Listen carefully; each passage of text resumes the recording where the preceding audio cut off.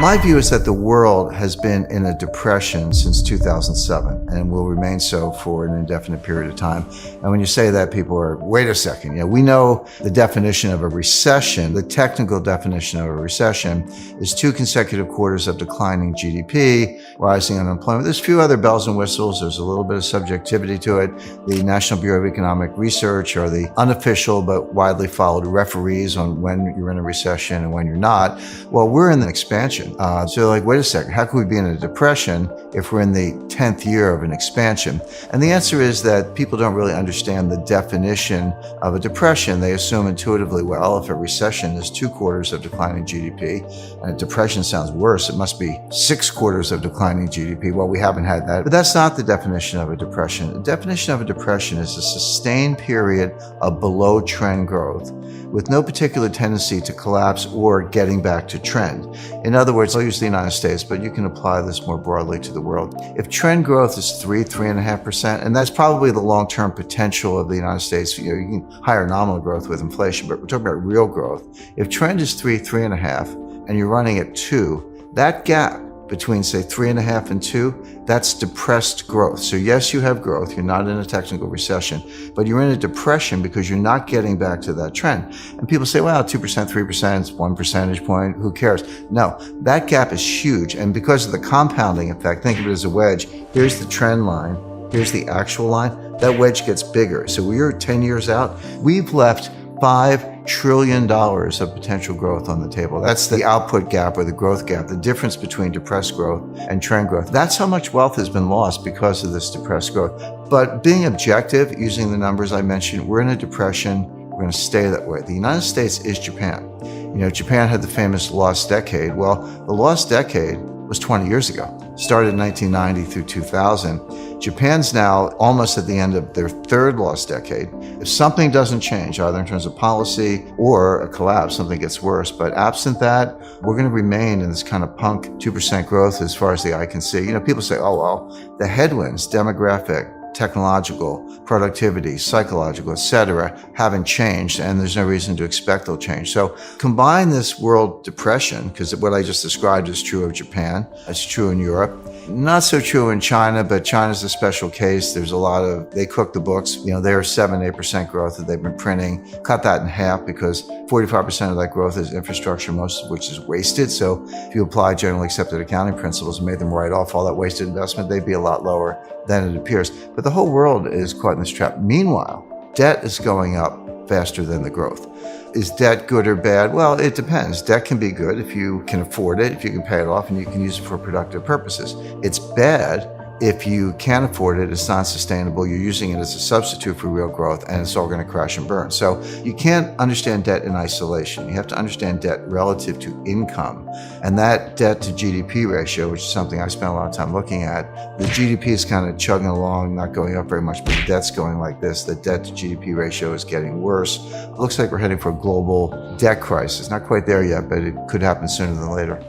Very little doubt that the Fed is going to tighten in.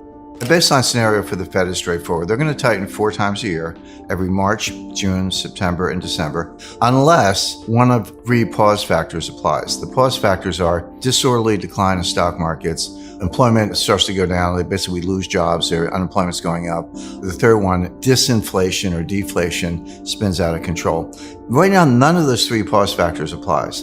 The stock markets, they're going sideways, but they're not crashing. The Fed doesn't care if the stock market goes down 15% in 6 months. They do care if it goes down 15% in 6 days. That's disorderly, and that's the kind of thing where you would see the Fed pause, but that's not happening right now. Job growth is strong. Inflation is ticking up. I don't think it'll spin out of control, but we're out of that disinflation danger zone. So none of the 3 pause factors applies. Therefore, you should expect the Fed to just keep raising. But there's no doubt that the Fed is over tightening because in addition to trying to get interest rates back to normal, they're also reducing the balance sheet. They're trying to normalize the balance sheet. But now the Fed has a dilemma, which is what are they going to do if the U.S. economy goes into a recession? Want to trade and invest in global markets with ease?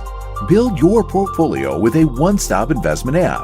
Moomoo offers access to stocks, ETFs, options, and more. Click the link in the description and make a deposit to claim your free stocks. As I you said, we're in the 10th year of an expansion.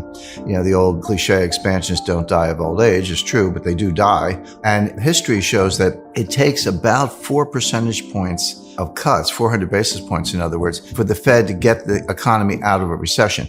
Well, how do you cut interest rates 4%? The answer is you can't.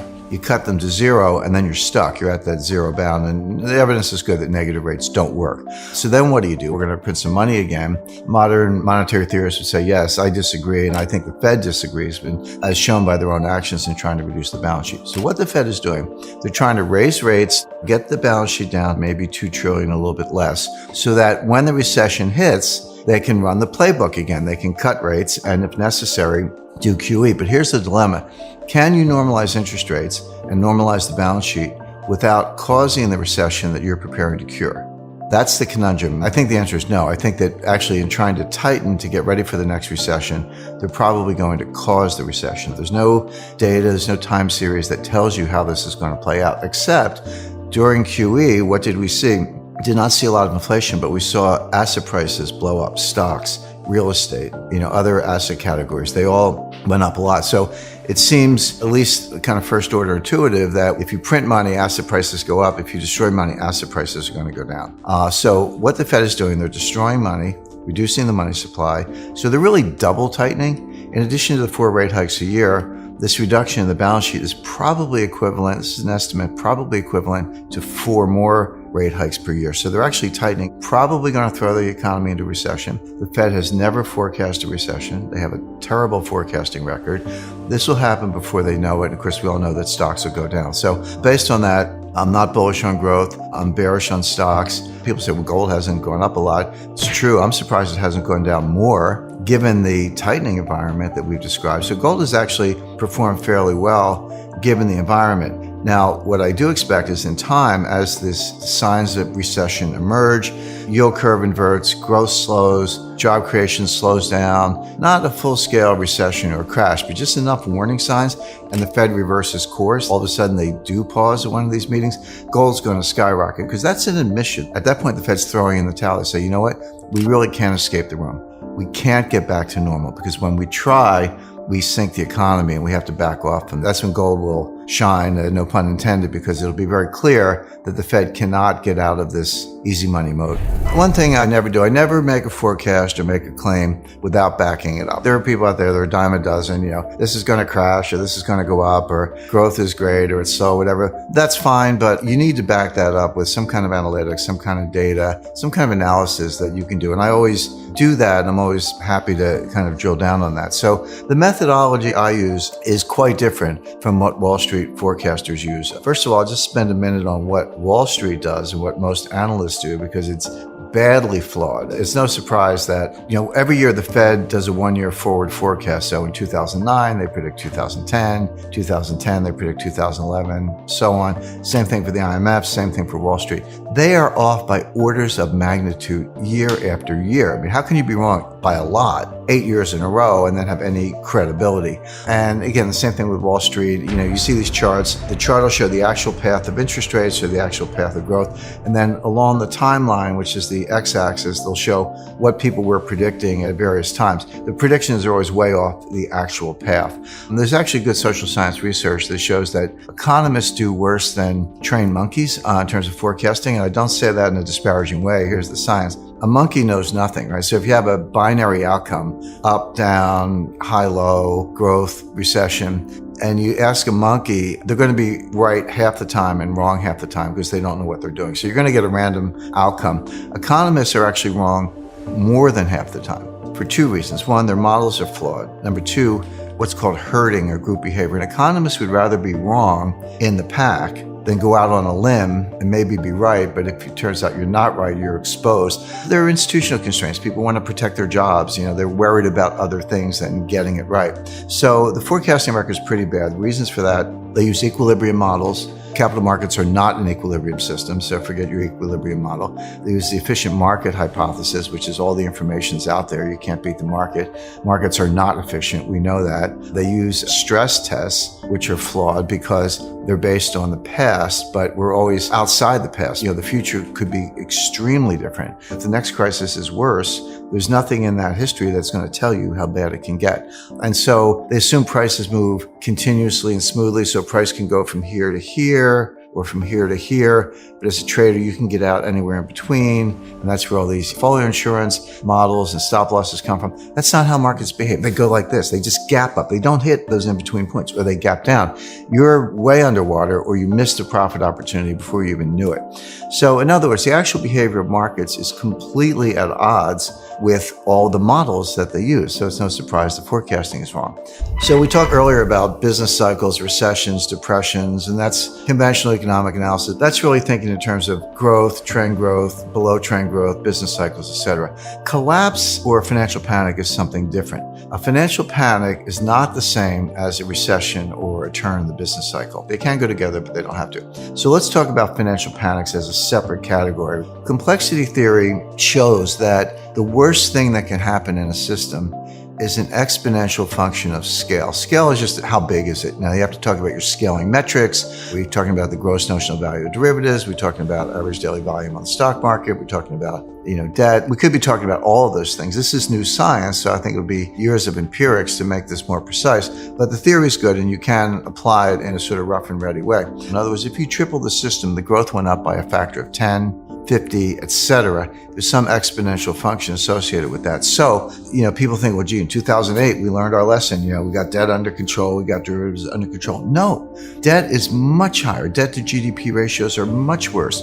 Total notional value, gross notional value of derivatives is much higher. Now, people look at the BIS statistics and say, well, the banks actually, gross notional value of derivatives has been going down, which it has, but that's misleading because they're taking a lot of that, moving it over to clearinghouses. So it's never been on the balance sheet. It's always been off balance sheet. But even if you use the footnotes, that number has gone down for banks, but that's only because they're putting it over in clearinghouses. Who's guaranteeing the clearinghouse? Notice the risk hasn't gone away. It's just been moved around. So given those metrics, debt, derivatives, concentration, the fact that the 5 largest banks in America have a higher percentage of total banking assets than they did in 2008. So there's more concentration. That's another risk factor. Taking that all into account, you can say that the next crisis will be exponentially worse than the last one. That's an objective statement based on complexity theory.